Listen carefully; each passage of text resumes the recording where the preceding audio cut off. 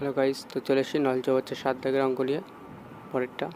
তো 7 দাগের অঙ্কটি যারা পারবে তারা করো, যারা পারবে না তাদেরকে শিখে নেবে। একদম তোমার 6 দাগের মতনই অঙ্কটা হবে, কিন্তু একটু আলাদা বাস। যারা পারবে তারা করে দিও কমেন্টে, যারা পারবে না তারা সাপোর্ট করো।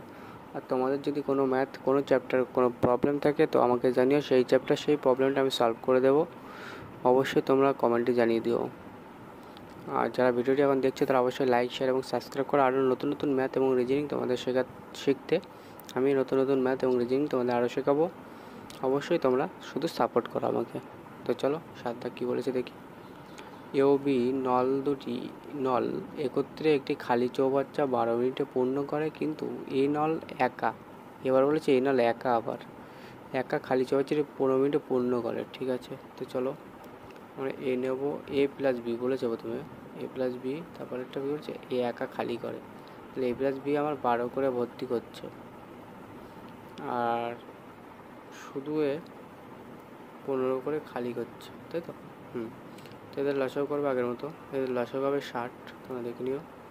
5 বারং 60, 15, 4 বারং 60, 4 করে খালি করছে। তো এবার কী বলেছে দেখি। বিনলটি খালি চৌবাচ্চাটি কতক্ষণে পূর্ণ করবে, বিনলের কথা বলেছে, তাই তো? তাহলে বিনলের কথা বলেছে, এ বলেছে -4 করে ভর্তি হচ্ছে। তাহলে দেখো এ থেকে এ প্লাস বি হচ্ছে 5, তার থেকে এ বাদ দিলে থাকছে এ হচ্ছে 4 বাদ দেবো, বাদ থাকছে এ 1, এর মান তাহলে 1, এ 1 করে ভর্তি করছে টোটালি। তো 60কে 1 দিয়ে গুণ মানে 60, 1 ঘন্টা আমাদের 60 মিনিট মানে 1 ঘন্টা আমাদের সঠিক উত্তর হয়ে যাবে। বিদাগ আমাদের কারেক্ট অ্যান্সার চলে এসছে। 60 মিনিট মানে 1 ঘন্টা রাইট অ্যান্সার। তো অবশ্যই তোমরা লাইক, শেয়ার এবং সাবস্ক্রাইব করো। Bye guys.